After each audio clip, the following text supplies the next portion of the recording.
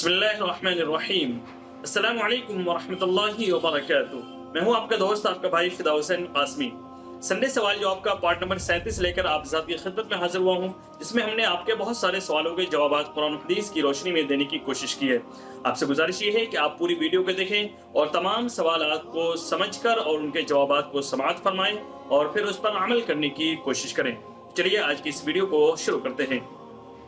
आज पहला सवाल हमारे पास भेजा है इमरान अहमद साहब ने। उन्होंने लिखा है कि किसी मजबूरी की वजह से अगर कोई इंसान पेशाब या पाखाना करने के बाद पाकी हासिल नहीं कर सका, अगर उसके पास ये मजबूरी हो कि उसके कोई चीज उसके पास है ही नहीं, मिसाल के तौर पर वो ऐसी जगह पर है जहां पर ना तो पानी मौजूद है ना ही मिट्टी मौजूद है और वो पाकी हासिल नहीं कर पाया, तहारत हासिल नहीं कर पाया, तो क्या उसके बाद उसको गुस्ल करना उसके लिए जरूरी है? इसका जवाब ये है कि बदन के जिस हिस्से पर नापाकी या गंदगी, पेशाब, पाखाना वगैरह लगा हुआ है, सिर्फ उस हिस्से को धोना काफी है। अगर जिस्म पर लगा हुआ है तो जिस्म को धोना जरूरी है। अगर कपड़े के ऊपर भी उसकी छेद पड़ गई है या कोई भी चीज जो गंदी चीज है वो कपड़े के ऊपर लग गई है तो उस कपड़े को भी धोना ये जरूरी होगा, लेकिन नहाना ये जरूरी नहीं है, कपड़े को तब्दील करना ये जरूरी नहीं है। इस चीज को आप साफ तौर से समझ लें। बहुत से लोग इस मसले के अंदर गलतफहमी के शिकार हो जाते हैं और वो ये कहते हैं कि अगर किसी इंसान ने पेशाब करने के बाद अगर पाकी हासिल नहीं की है तो उसके लिए गुस्ल करना जरूरी हो जाता है और उसका बदन नापाक हो जाता है। ये मसला ऐसा नहीं है, बल्कि सही मसला ये है कि जिस जगह पर नापाकी लगी हुई है, गंदगी लगी हुई है, उसको धो लेना काफी है, गुस्ल करना ये जरूरी नहीं है। अगला सवाल सलीम अहमद साहब पूछते हैं। उन्होंने लिखा है कि कोई इंसान नमाज के अंदर या नमाज के बाहर बैठकर या खड़े होकर के सो जाता है, उसकी आंख लग जाती है, तो क्या उस सूरत में उसका वजू टूट जाएगा या वजू नहीं टूटेगा? उसका जवाब ये है कि जब तक इंसान अपने सहारे पर, अपने जिस्म के सहारे पर वो खड़ा हुआ है या बैठा हुआ है, उस वक्त तक उसका वजू नहीं टूटेगा। लेकिन जब वो किसी दूसरी चीज से सहारा लगा ले या टेक लगा ले या उसकी पीठ या कमर लग जाए, उसके बाद फिर वो सोता है, चाहे वो खड़े होने की हालत में हो चाहे बैठने की हालत में हो, जब तक वो अपने जिस्म के ऊपर वजन डाल करके वो बैठा हुआ है, उस सूरत में अगर वो सोता है तो उसका वजू नहीं टूटेगा। लेकिन अगर वो सहारा लगा लेता है, टेक लगा लेता है किसी भी चीज से, उसके बाद अगर वो सोता है तो उस सूरत में उसका वजू टूट जाएगा। अगला सवाल उसामा अंसारी साहब पूछते हैं। उन्होंने कमेंट बॉक्स के अंदर लिखा है कि यूट्यूब पर गेम खेलकर उसकी वीडियो बनाना और फिर यूट्यूब पर अपलोड करना और उससे पैसे कमाना, ये जायज है या नहीं है? इसका क्या हुक्म है? इसका जवाब ये है कि इसके अंदर कई सारी चीजें हैं। आप सबसे पहले इस चीज को समझें। इसके अंदर दो चीजें तो बहुत जरूरी है। सबसे पहली चीज है गेम खेलना और फिर दूसरी चीज है उसकी वीडियो बना करके यूट्यूब पर डालना और उससे कमाई करना। ये तीन चीजें इसके अंदर है। सबसे पहली चीज आप समझे कि गेम खेलना बजाते खुद अगरचे गेम खेलना जायज है, लेकिन ये एक तरह से लायानी चीज है, फजूल की चीज है और इस्लाम हमें लायानी चीजों से, फजूल चीजों से मना करता है, क्योंकि इसके अंदर वक्त का ज़ाय होना पाया जा रहा है। आप उसी वक्त को किसी दूसरे काम के अंदर लगा सकते हैं और उससे कुछ अच्छी चीजें आप सीख सकते हैं और कुछ अच्छे काम आप कर सकते हैं। तो इसलिए गेम की खेल करके वक्त को ज़ाय करना ये एक तरह से अपने आप को लायानी चीज के अंदर शामिल करना है।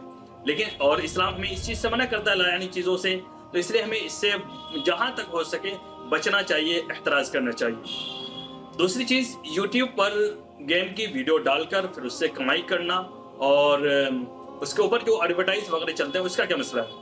उसका मसला ये है कि यूट्यूब पर जो वीडियो हम और आप या कोई भी इंसान जब डालता है, उसकी वीडियो किसी भी चीज़ की हो, चाहे वो इस्लामिक वीडियोस हो, चाहे गेम की वीडियोस हो, चाहे गाने की वीडियोस हो, चाहे दीगर चीज़ें हों, तो वीडियो डालने के पैसे वहाँ पर नहीं मिलते हैं। वीडियो डालने के पैसे नहीं मिलते हैं, पैसे वहाँ पर एडवर्टाइज के मिलते हैं। जो इश्तिहारात हमारी वीडियोस पर चलते हैं उसके पैसे यूट्यूब कंपनी तमाम लोगों को देती है जो भी यूट्यूब पर वीडियो डालते हैं। तो एडवर्टाइज जो उसके ऊपर चल रहा है, आपकी वीडियो पर एडवर्टाइज जो चल रहा है, अब वो देखना पड़ेगा कि वो एडवर्टाइज जायज चीजों का चल रहा है या नाजायज चीजों का चल रहा है। अगर नाजायज और हराम चीजों का एडवर्टाइज चल रहा है, मिसाल के तौर पर शराब का वहां पर एडवर्टाइज हो रहा है, शराब के इश्तिहारात वहां पर चलाए जा रहे हैं, या दीगर जो हराम चीजें इस्लाम के अंदर है उसका एडवर्टाइज वहां पर हो रहा है, तो उस सूरत में उसकी कमाई हराम हो जाएगी। लेकिन अगर जायज़ चीज़ों का इश्तिहार चल रहा है, जायज़ चीज़ें जो भी हैं, मिसाल के तौर पर साबुन है, सर्फ है या दीगर जो भी ज़रूरी अशिया हैं, जो जायज़ चीज़ें हैं, उसका एडवर्टाइज चल रहा है।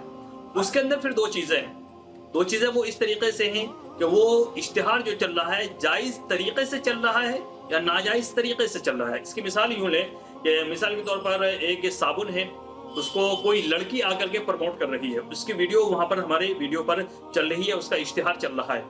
तो अगरचे लड़की को दिखाना ये मकसद नहीं है, लेकिन लड़की वहाँ पर चूंकि आ रही है, लड़की की वीडियो आ रही है, तो उस सूरत में इश्तिहार तो जायज़ है, लेकिन इश्तिहार दिखाने का जो तरीका है वो नाजायज़ है।